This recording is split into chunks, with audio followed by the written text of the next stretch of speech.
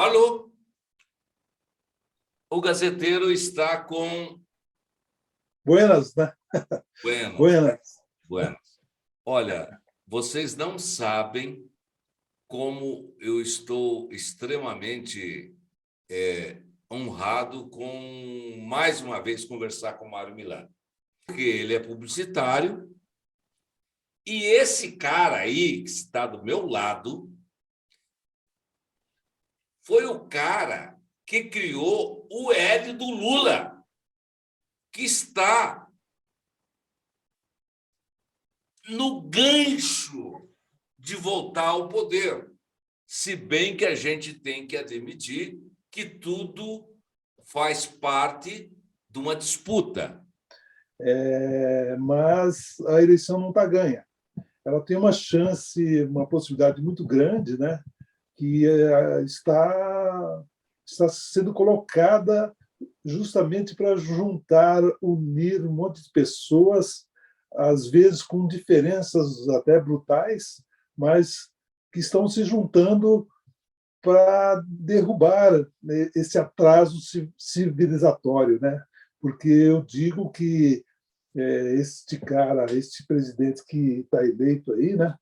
É um atraso civilizatório, um atraso para a população, né?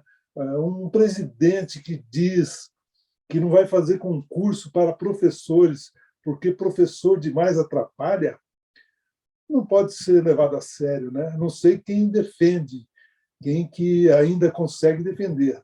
É um tipo de gente que pensa assim, que quer armar as pessoas, né, num país extremamente pobre, num país extremamente violento, onde as pessoas estão se matando por nada, com canivete, com faca, com um pedaço de vidros, né, com caco de vidro.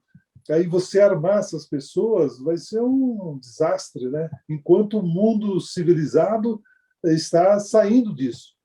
As pessoas têm que entender que a segurança da população tem que ser dada pelo Estado. O Estado tem que dar a segurança, a estabilidade, né? E eu defendo isso há muito tempo. Eu defendo, inclusive, que a população, independente dela ser as pessoas, né, a pessoa, independente dela ser vagabunda, dela não trabalhar, dela estar numa situação ruim, eu sou da opinião de que o Estado devia dar para essa pessoa alimentação e moradia, né, e a educação. Dando essas três coisas, você não precisa de mais nada. As pessoas vão se virar. Se ela tiver educação, tiver um lugar para morar e comer, não vai precisar de mais nada. Ela vai precisar, né, só um estímulo para chegar e virar um cidadão normal. Você criou o L do Lula e o L do Lula está aí na boca do povo. O que você pode me falar sobre isso e como você está se sentindo com esses acontecimentos? José Roberto, eu até já me emocionei várias vezes, né, olhando pessoas simples do povo, né, pessoas lá de bairros distantes, de lugares distantes, e fazendo uma criação e fazendo L, né? E vejo, além disso, por exemplo, ontem no João Rock, né? O João Rock, que o festival de rock aconteceu em São Paulo, e hoje também, né, continuou hoje. Sim, sim. Aí estava inteiro, né, 70 mil pessoas, praticamente quase todo mundo fazendo o gestual. Então, isto mostra um estudo que eu fiz, né? Isso mostra o estudo que eu fiz. Quando eu criei o gestual, eu criei a ideia de fazer uma propaganda a custo zero. Mas eu fiz um estudo dele, que agora estou com o livro, né? Estou com o livro pronto, estou com o livro, até estou com... Estava uma revisão aqui, ó. Esse tem 200 páginas, então eu estou com ele aqui, até a revisão, né? Tem 200 páginas aqui, ó. tem 200 páginas, estou na revisão. E eu fiz esse trabalho, essa criação, em 89, quando eu ainda estava... Muita gente não sabe, mas eu sou um dos fundadores do MST. Meus amigos mesmo não sabem, na maioria. Eu fui um dos fundadores do MST Nacional. O MST Nacional foi criado em Cascavel em 1984. E depois, em Curitiba, teve o primeiro encontro nacional. E eu fui desse encontro porque eu era um coordenador da região lá, e eu ajudei a organizar toda a região. E fui da primeira executiva nacional do MST. Nesse período, eu estava militando também no Partido dos Trabalhadores, né? Eu fui candidato a vice-prefeito em Cascavel junto com o Hernani. E eu havia feito uma campanha, eu fui o candidato a vice, mas eu fiz todo o marketing da campanha, eu que fiz, a TV, o rádio, todo o material gráfico. Eu fiz também um plano de governo, até esses dias me falaram que foi o primeiro plano de governo que Cascavel teve, né? Foi nós que fizemos, colocando todas as áreas, agricultura, urbanismo, a questão das obras diretas, a questão do transporte coletivo, da cultura. Então, foi um plano de governo bem bacana. E nessa campanha eu inventei um teaser, né? Um teaser, que é um teaser, para quem não sabe, é uma campanha vem aí, né? Tipo, vem aí. Aí você não diz, depois ela aparece. E o gestual L também foi feito dessa forma. Foi um teaser e eu fiz baseado numa outra história que eu já tinha feito. Eu tinha feito uma pichação também contra a ditadura militar, né, que era borrada e tal. E aí, em Cascavel, eu fiz É Hora, que era um relógio pintado nos muros, no chão tinha um carpê enorme, né? um carpê enorme que a gente deitava ele no asfalto e com um compressor de tinta a gente fazia o relógio. E umas marquinhas menores. E foi colocado na cidade inteira. Nós colocamos em 3 noites, a gente espalhou isso pela cidade. No outro dia, o povo estava querendo saber o que era aquilo. E a gente guardou um segredo de 30 dias. E o povo começou a falar daquilo, né? Que relógio é esse? Que negócio é esse? E tal. E depois nós completamos. É hora 13, Hernani prefeito. Aí, pô, é o PT. Aí foi o PT, mas a gente já tinha feito o pessoal, aí nós passamos a conhecer. E daí, um monte de outras coisas, nós conseguimos quase ganhar a eleição assim do zero, saímos do zero. Aí, depois dessa eleição, aí na campanha de 1989, eu estava com esse grupo, estava com o Hernani Pudel, o Ocimar Bin, o Alfredo Carvalho, o Márcio Borges Pena, mais uns 2, o Jorge Sonda, e num bar lá de Cascavel, o Bar do Português, que a gente ia lá, sempre fazia as reuniões, a gente voltava para lá e conversava bastante e tal. Aí eu, naquela noite que a gente estava tomando uma cerveja e tal, eu falei, puta, Jorge, falei para o Jorge Sonda, eu tive uma ideia aqui genial. Falei para ele, genial não, falei, eu tive uma ideia aqui sensacional, né? Aí ele falou, pô, mas não sei. Eu falei, não, eu tive uma ideia aqui, olha só, isso aqui. Aí mostrei para ele a mão, o gesto. Não sei o quê. Aí todo mundo ficou vendo ali, mas ninguém deu muita atenção para a coisa. E eu, como sou um cara muito... Eu sou um cara muito focado nisso aí, né? Em tudo que eu faço, eu me internalizo na coisa, aí, tanto é que me internalizei nessa coisa, né, do gestual, e acabei escrevendo uma que eu chamei tese, né, mas não é uma tese, é um texto, um artigo, tipo um artigo, para defender essa ideia no encontro nacional. E fiz um manual de pichação. Aí fui para o encontro nacional, fiz um manual de pichação, que eu tenho ele até hoje, e ele ensinava como fazer como fazer a marca. Aí veja o que aconteceu. Nesse encontro, eu fiz mais um teste ainda, porque o Encontro Nacional do PT, as mães, os pais levavam os filhos para o encontro que não tinha creches. e deixava os filhos, as criançadas, em frente à plenária. Tinha a plenária, né? E ficava em frente à plenária, sentadinhas ali, sempre brincando, tinha algumas coisas. Um dos militantes cuidava, ajudava, né? E eu fui fazer os testes com as crianças. Eu peguei, distribuí um material e mostrei para as crianças para fazer o gesto. E nisso eu botei uns banners também no encontro, os banners enormes. Eu botei os banners no encontro, espalhado na plenária, e ninguém sabia que era aquilo. Ninguém sabia. Aí, dali tinha um encontro paralelo dos coordenadores de comunicação do presidente Lula, e eu fazia parte, eu coordenava o estado do Paraná, e a gente reuniu mais 23, eu acho que era 22, na época 23, acho que era 23 o número dos estados, todos os estados tinham uma coordenação. E eu sabia também que todo mundo que estava indo para o encontro queria levar um material para a campanha. Queria levar cartazes, banners, aquelas coisas de campanha. E eu sabia também que não tinha esse material. O partido não tinha dinheiro, não tinha produzido. Você imagina produzir um material para o país inteiro. Então, é uma coisa enorme, né? Então, a minha participação é muito mais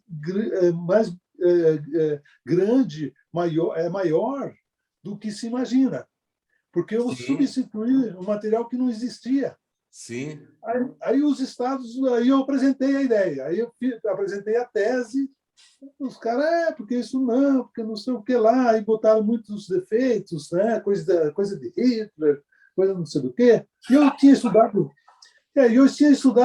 Daniel Goebbels, eu tinha estudado vários cientistas, eu tinha estudado Freud, que fala da simbologia, né? Nessa reunião, o pessoal queria material para levar. E eu fui meio que preparado para a coisa. Eu sempre falo, né? Eu sempre falo que eu sou um visionário, né? Por que eu sou um visionário? Porque o processo do visionário, eu acho, ele consegue visualizar o que vai acontecer na frente. E eu tinha visão do que ia acontecer naquela reunião. Eu pensava, no final, todos eles vão embora pensando que não tem material, né? Mas eu tinha material, eu tinha um manual de pichação e tinha as matrizes. Né, para fazer a pichação. Esse manual explicava tudo certinho como fazer a pichação. E os estados, né, naquela reunião, foi conversado sobre estratégias e várias coisas, mas todo mundo queria material. Eu não tinha material. Eu falei, eu tenho material. Não tinha dinheiro. Eu falei, eu tenho material. Aí falou, olha, aqui está um manual. Primeiro eu distribuí a tese, defendendo o gestual. Depois eu distribuí o material, tudo dentro do processo. A reunião foi em 2 dias, né, que eram 2 dias de reunião. No segundo dia, eu levei os cartuchos, as matrizes prontas, que era uma parte era de uma experiência que eu fiz também, era dessas passadeiras, sabe, essas passadeiras de corredor, né? Aquelas passadeiras. Aí cortava os pedaços de 1 metro, 1,5 metros, de 1 metro, acho que era, e fazia a marca. E eu fiz para 23 estados. Fiz um cartucho cada um, e mais uma menorzinha, que era do tamanho da mão mesmo, que era aquela da ecografia, aquela da, como que chamava? Não é ecografia, da raio-x, né? Do raio-x. Aquela do raio-x, que era mais grossa e tal. Eu recortei todos, eu fiz isso pessoalmente, fiz tudo isso sozinho. Não sei, fiz o manual, pestapei, imprimi ele em cópias, né? Fiz ele em cópias, fiz tudo praticamente sozinho, com o meu dinheiro, quase ninguém sabe desse processo. E, terminada a reunião, aí todo mundo queria material, não tem material. Eu falei, não, eu tenho material para vocês. Aí que eu distribuí o manual e os cartuchos. Só alguns pegaram assim meio a contragosto, e alguns pegaram, então, cada um levaram. Final levaram. Aqui no Paraná eu coordenei e fiz. Aqui andou, né, os municípios fizeram. Aí nesse material tinha um kit também, um kit que esse kit tinha como fazer adesivo, tudo com a mão, tudo com a mão. E esse pessoal saiu, acabou indo para os estados e não tinha material. Aí alguns estados resolveram, vamos fazer isso mesmo, começaram a fazer. E um exemplo aconteceu no Recife.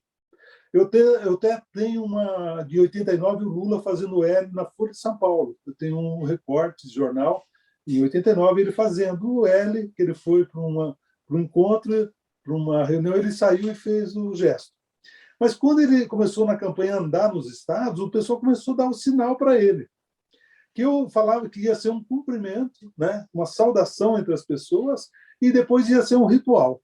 O que aconteceu ontem no João Rock foi um ritual que eu previ, que era 70 mil fazendo, 50 mil fazendo o gestual. Mas isso aconteceu também em 89. Só para terminar, Zé, essa parte, aí o Lula começou a andar no Recife, fez uma carreata no Recife, e a Folha de São Paulo que diz isso. E o pessoal saía na janela com a bandeira vermelha e fazendo o gesto para ele.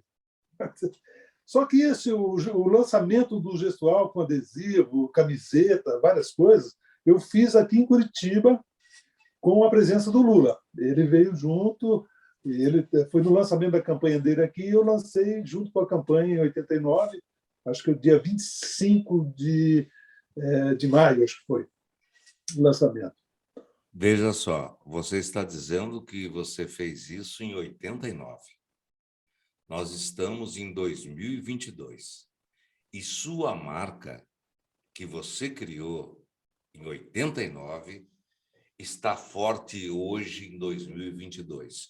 Pergunto para o meu amigo publicitário Mário Milani, como é que você se sente como ser humano, como pessoa, depois de 89 até 2022, a tua criação continua fervendo no país por uma pessoa, por um movimento e por uma força de avançar socialmente no país.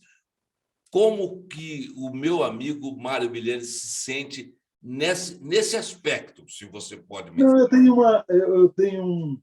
Não, eu sempre falo isso, que eu criei o L, mas é um L de liberdade, até falei isso para o Lula já, né?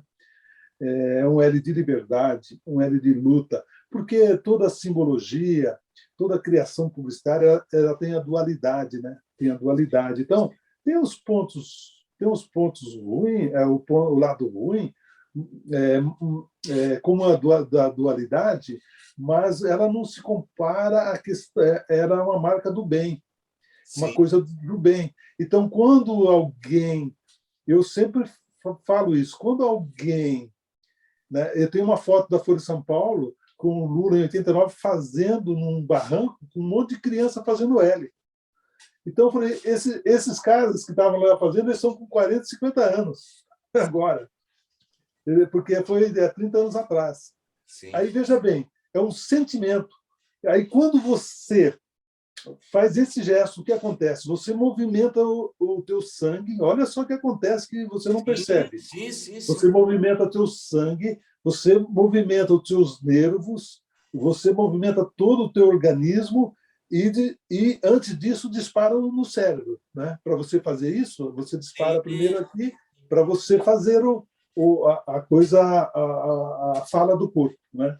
Eu faço esse estudo, então o estudo no meu livro, o meu livro tem 200 páginas, então eu tenho um estudo da gestualidade humana e tenho ele dividido em duas partes, uma parte que eu digo acadêmica e uma parte do case Lula, que é o case do L do Lula. Mas eu faço uma parte acadêmica, que vou a Freud, a Goebbels, eu vou ao Cascudo, a vários estudiosos do planeta sobre a gestualidade humana. A gente então, vê... só para falar desse sentimento, então, quando a pessoa faz um gesto, né? qualquer gesto que ela faz, igual ela faz um gesto obsceno, né? Faz um gesto obsceno, Sim. ele movimenta o cérebro, ele Sim. está mostrando um sentimento. Quando o cara fez isso, ele está mostrando um sentimento, né? Ele está dando um recado, e o que está hoje em voga, né? Mais importante nesse momento, que é a eleição, o cara declara o voto. Sim. Para ele tirar, quando o cara está longe lá, o cara está em cima do palco, a Pitty, né? Estava em cima do palco, ela levantou e fez Sim, o L. é uma ela, marca. alguns artistas não fizeram, mesmo sendo Lula, porque aí eles dosam a questão da popularidade dos fãs dele, né? Mas tipo a Pitty, o Nando Reis, né? Eles estavam cantando e pá, fazendo L. E isso demonstra um sentimento. Então, para mim, a força maior é de que eu estou hoje, eu trabalhei para milhões, né? Quando eu criei, eu tinha uma ideia de um público X que eu tinha uma visão que ia acontecer isso mesmo, que ia acontecer muita gente fazendo, porque tem muita gente desse lado, e que você transmite a ideia da corporação que você tem. Você está, por exemplo, você está dentro de um ônibus, o cara está um cara está lá no ponto do ônibus, esperando o ônibus. Você passou pelo ônibus, você fez um sinal para ele respondeu lá, não é? Ele respondeu. Então você se sente, na verdade, cumprimentado, né? Um cumprimento. Aí nessa história, em 89, eu filmei. Eu tenho um filme que eu fiz do Lula, tem 19 minutos, com o Lula. Eu filmei, eu gravei e filmei o Lula nesse filme, uns 20 locais. Eu filmei o Lula. Tem esse filme em VHS que eu fiz, transformei em digital. Está perdido aí. Eu tenho mais de 500 fitas aqui no meu arquivo pessoal. E eu fiz. E quando eu fui para o comício da Sé, em São Paulo, que era o grande comício, tinha 100 mil pessoas, eu cheguei meio atrasado, porque a gente saiu daqui de Curitiba e chegamos um pouco atrasado, o comício já tinha começado. E eu entrei por trás do comício, entrei pelo meio e entrei por trás do comício, e quando eu estava subindo, tinha os seguranças ali, né? Eu estava com a câmera na mão, e a Irondina, a Luísa Irondina, me conhecia. O segurança quis me barrar num momento assim, bem leve. Aí ela não me puxou. Quando eu estava filmando, aí eu levantei, entrei no palco. Quando eu botei a câmera na frente do povão, estava todo mundo fazendo L. Então, aquilo tinha explodido já. Mas para isso foi feito mais outras coisas, tá? Sim, Milani, eu vou dizer uma coisa para você. Talvez você não fique triste, mas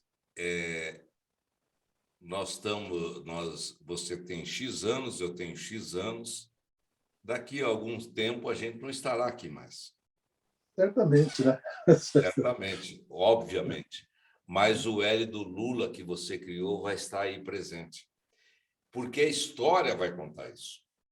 E isso é extremo. Olha, quando eu falo para os meus amigos, assim, olha, eu tomo a liberdade de dizer assim, eu nasci da cidade do cara que criou o L do Lula, o Mário Milani. Então, só veja só, o orgulho que você representa para as pessoas que acreditam numa situação valorosa de avanço social. E você é partícipe disso. Eu conversei, vocês que estão nos acompanhando, talvez, evidentemente, não sabem, porque o que eu conversei com o Mário Milani. Falei, Mário Milani, faz 3, 4 meses. Falei, vamos conversar sobre o teu L que você criou para o Lula, porque é uma marca que ninguém tem condições de subestimar. Ninguém. Aí, eu estava ali aí embaixo, ali, assistindo uma entrevista num jornal esses canais aí de jornalismo, e rolou um lance de marca, esse troço. Falei, porra, eu preciso falar com o Milani. E hoje é domingo, dia 12 ainda, 23h13, eu falei, eu vou ligar para o Milani e ver se ele topa fazer essa conversa. Sabe por quê? Porque eu, com todo respeito,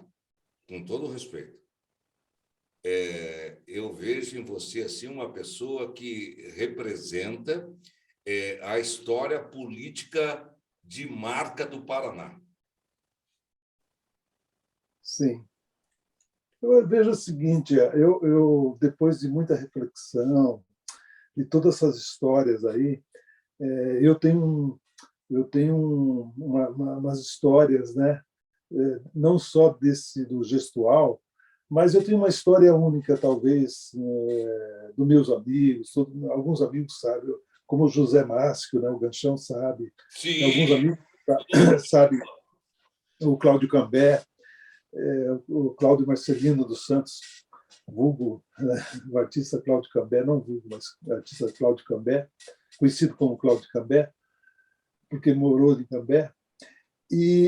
Então, eu tenho uma história seguinte, que hoje eu me considero, eu até estava falando com um amigo, olha, hoje eu me considero um cara acima de, sem arrogância nenhuma, mas sem nenhuma arrogância, eu me considero um homem acima de partidos, né?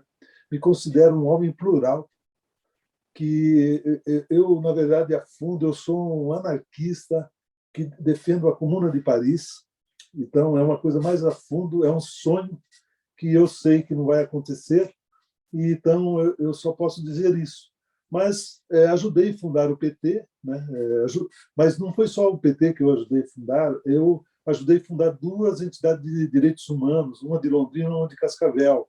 Eu fui delegado de reconstrução da UNE, eu fui do Comitê da Caristia, contra a Caristia, eu organizei, ajudei a organizar as diretas, né? Eu não era o cara do palanque, eu ajudava a fazer acontecer. Sim, dos bastidores. Então, O cara que carregava as coisas. eu fiz a primeira associação de bairro de Londrina após a ditadura militar, Associação Paraíso. Eu tenho imagens, fotos, tudo que eu estou falando tem imagem e fotos. Aí eu fiz a primeira passeata ecológica de Londrina em defesa do Lago Igapó, que é um legado que muita gente ninguém dá atenção para isso. Mas nós defendemos o Lago Igapó quando ninguém falava, quando os caras estavam poluindo, jogando detritos industriais e esgoto dentro do lago. Eu fui um dos caras que saí em passeata. Então, aí tem outras histórias. Eu fui coordenador do Comitê de Defesa da Amazônia. Você vê, em 79, 80, eu era coordenador, a gente defendia a Amazônia. Todo esse processo, você vê, dos índios, dos indigenistas, agora do jornalista, o indigenista no Vale, do Javari, eu já fazia essa defesa dos Yanomamis, eu fazia a defesa dos Yanomamis. O Ayrton Krenak era meu amigo, quer dizer, é meu amigo ainda, mas faz muitos anos que eu não encontro com ele. Então, eu fiz várias... Eu criei, em Paranavaí, a primeira associação ecológica de Paranavaí. Aí foi várias, né? Em Cascavel, eu fiz a primeira concentração pela reforma agrária do Brasil, onde tinha 10 mil pessoas na praça. Eu e outro amigo, nós organizamos. Então, o L faz parte dessa luta da liberdade, né, da democracia, de ganhar os direitos, né? Foi um momento que eu trabalhei, eu até falo, eu fiz muito por isso aí tudo, inclusive deixei meus filhos para trás, meio que eu, descendente de italianos, né, da Nova Dantes, em Cambé. Até eu falo que esse processo do Brasil, eu estou dentro dele como meus avós, bisavós, saíram da Itália como imigrantes, né, sem terra, e foram maltratados no Brasil, né? Foram maltratados. Meu bisavô foi para Minas Gerais em busca das montanhas de ouro, depois que o governo italiano dizia que no Brasil tinha montanhas de ouro disponíveis. Isso eu encontrei propaganda. Isso é outra história a ser contada. Depois eles desceram para São Paulo e, em seguida, para Cambé, e nós fomos parar em Loanda, no Noroeste. Até eu conto um pouco dessa história que saiu de Cambé, quando minha família saiu de Cambé. Eu quero dizer, é extremamente sensibilizador esse teu relato. E eu digo para você o seguinte, Mário Villani, tem coisas na vida que a gente passa que a gente não consegue esquecer. E uma das coisas que me faz muito feliz é ter passado pela vida e ter te encontrado e ser teu amigo. Opa, E posso te falar uma coisa? Por exemplo, quando você fala da nossa cidade lá de Cambé, quando você fala assim com um coração extremamente entusiasmado. Eu tive a satisfação aqui no Gazeteiro de conversar com Mário Villani, uma pessoa extremamente pesquisadora e, acima de tudo, questionando, vivendo e sentindo as necessidades do grande povo brasileiro. Sim. Eu vi o José Roberto. Zé Roberto, né? Zé Roberto. Zé, é o seguinte, nós vamos fazer de tudo para que o Lula ganhe a eleição. E eu quero, após ganho a eleição, eu quero sentar com o Lula, eu quero ter um momento, eu não vou falar com ninguém, eu vou falar com eles, vou pedir alguns minutos, só não precisa de muito tempo, que eu quero apresentar um projeto para colocar no trabalho mais de 30 milhões de pessoas. Então, é um negócio que eu tenho ele pronto, um projeto que eu fiz. Talvez você não saiba, né, mas muita gente não sabe. Eu levei para o Lula toda a história do biodiesel, foi eu que levei.